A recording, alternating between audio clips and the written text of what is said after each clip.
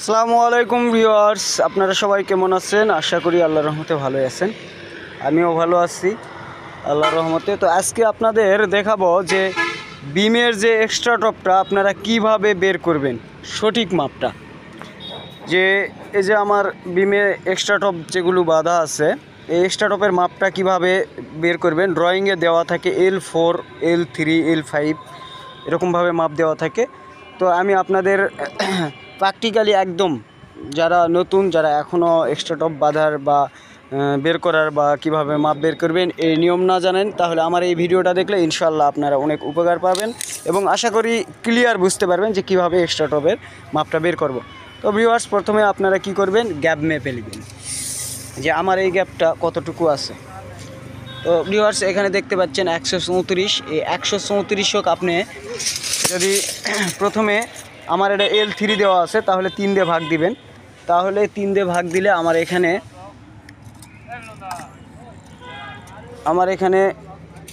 27 ইঞ্চি আছে। ও সরি, আমার এখানে 3 ভাগ করলে কালা আপনি 44 ইঞ্চি বাড়াবে, সরি 44 ইঞ্চি এই যে দাগ দেওয়া আছে, তাহলে 44। তাহলে এই পাশ থেকে আমি প্রথমে 3 ভাগ করে নিলাম L3। তো L3 মাপটা আমি 3 ভাগ নিলাম, উপরেরটা L3, এটা কিন্তু উপরের মাপ হচ্ছে, এই যে এটার মাপ L3, এই যে উপরের এক্সট্রা টপ। তাহলে এই যে 44-এ দাগ দিয়ে দিছি 44। তাহলে নিচেরটা হবে L5, নিচের যে এক্সট্রা টপটা এটা L5 5-এর ভাগে করবেন। তাহলে সেম আবার কি করবেন, যে মাপটা 134 আছে সেটা দিয়ে আবার 5 দিয়ে ভাগ দিবেন। তাহলে 5 দিয়ে ভাগ দিলে কালা আপনার 5 ভাগ করলে কালা আপনি 27 ইঞ্চি বা 28 ইঞ্চি আসবে। এই যে আপনারা ক্যালকুলেশন করে নেবেন, আমার যেহেতু করা আছে আপনাদের বোঝানোর জন্য আমি ফিতা ধরে দেখাচ্ছি। তাহলে এই মাথা থেকে আবার কি করবেন, 5 ভাগেরটা দিবেন, মাপ দিবেন, দিয়ে দাগ দিবেন। তো ভিউয়ার্স, এই মাথা তারপরে আবার এই মাথা থেকে আবার 5 ভাগেরটা দাগ দিবেন। এই যে আপনাদের একটু ক্লিয়ার বুঝাই, এই যে দেখেন এই যে চকের দাগ দেওয়া আছে। তো এখন বিষয় হলো, সবসময় আপনারা যে মাপটা দেওয়ার পর, দাগ দেওয়ার পর আপনারা কি করবেন, যে রডের মাপটা এই উপরেরটা বের করার জন্য কি করবেন, আপনার যে প্রথমে যে দাগটা দিলেন যেটা L3, এই L3-র মাপটা আপনি নিয়ে নেবেন। এই যে L3-র মাপ, L3-র মাপ। তাহলে L3-র মাপ আমি এখানে 44 ইঞ্চি দিয়েছি। আর ওই যে পিলারের লাশ মাথা পর্যন্ত আপনি এখন ফিতাটা ছেড়ে দিবেন। দেওয়ার পর এখান থেকে আপনি এই পর্যন্ত দেখেন আমার এখানে 52 ইঞ্চি আছে। তাহলে 52 ইঞ্চি, এই যে আমার উপরেরটা 52 ইঞ্চি, 52 ইঞ্চি নেবেন। আর L5-এর মাপটা কি করবেন, যেটা দিলেন এখান থেকে সেম আপনি লাশ মাথায় সবসময় যাবেন, এদিক থেকেই যাবেন লাশ মাথায়। তাহলে L5-এর মাপটার থেকে শুরু করে L5 দিবেন আপনি। নিচেরটা এই যে L5 আমার 80 ইঞ্চি, এই যে দেখেন নিচেরটা 80 ইঞ্চি, এই যে নিচেরটা L5, এই যে L5-এর মাপ, ওই যে দেখেন নিচের চক দিয়ে দাগ দিবেন। আমার এখানে 6 ফিট 8 ইঞ্চি নিচেরটা, উপরেরটা আছে আপনার হচ্ছে 5 ফিট 4 ইঞ্চি। তাহলে আমার এই গ্যাপের মাপটা বের হয়ে গেল। তো পুনরায় আপনি আবার কি করবেন, এই যে এই দুটা মাপটা কীভাবে পাবেন, এইটা মাপ পাওয়ার জন্য কিন্তু আপনি কি করতে হবে, এই পাশের গ্যাপটা আবার মেপে নেবেন, আবার মেপে নেবেন। আমার এখানে দেখেন এটা আছে 109 বা 110 দিয়ে ভাগ দিবেন, 110 ভাগ 3, প্রথমে L3 করবেন 3, এই যে আপনার 36 ইঞ্চি। তারপরে এটাকে আবার L5 দিবেন, L5 দিলে কালা আপনার 22 ইঞ্চি, এই যে 22 ইঞ্চি।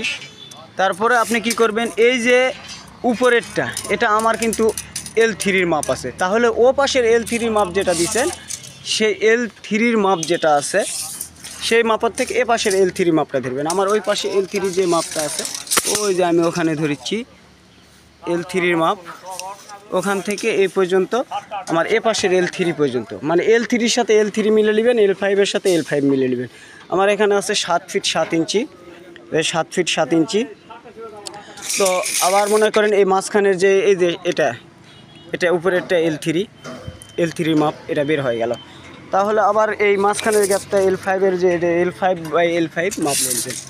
ওই যে দেখেন L5-এর যে মাপ আমি 22 ইঞ্চি পর দিয়েছিলাম, ওখান থেকে এ পাশ পর্যন্ত আপনি আবার নিয়ে নেবেন, এই যে 5 ফিট 6 ইঞ্চি।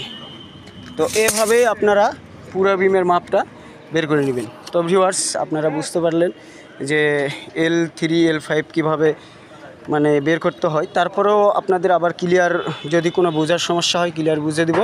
তো এখানে আরেকটা বিষয় যে অনেক জায়গায় দেখা যায় যে আপনারা বলতে পারেন যে এই রডগুলো না আপনারা দুইটা এক্সট্রা টপ অনেক সময় এই যে রিংয়ের এখানেই মানে নিচেই 4টা দিয়ে বাঁধা হয়, কিন্তু এটা কখনোই করবেন না। যখন নিচের 4টা রড একসাথে দিবেন তখন এই রডের গ্যাপগুলো ছোটো হয়ে যায়, এখানে খোয়া 3-4 ইঞ্চি খোয়া প্রবেশ করতে পারে না, এই কারণে ডিমের তলা দুর্বল হতে পারে।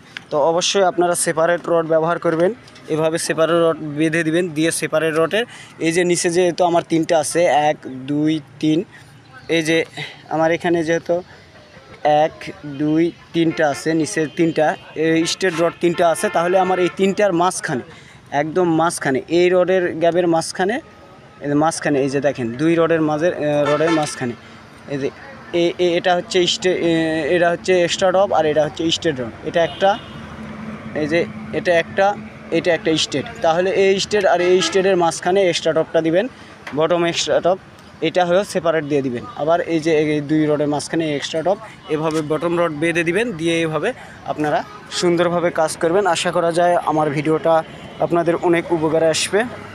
প্রত্যেকটা আমার এইভাবে দাগ দিয়ে বের করে নেওয়া আছে। আর অবশ্যই বাঁধার সময় আপনারা যে দাগ দিবেন নিচে, এই দাগ বরাবর এক্সট্রা টপের মাথাগুলো সোজা করে নেবেন। এই যে দেখেন এই যে আমার নিচে দাগ আছে, এই দাগ বরাবর সোজা করে নেওয়া আছে।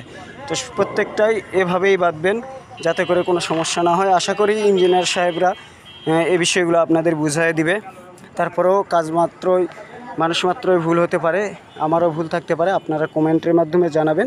অবশ্যই আমার ভুলগুলো থাকলেও আমরা শুধরে নিব অবশ্যই।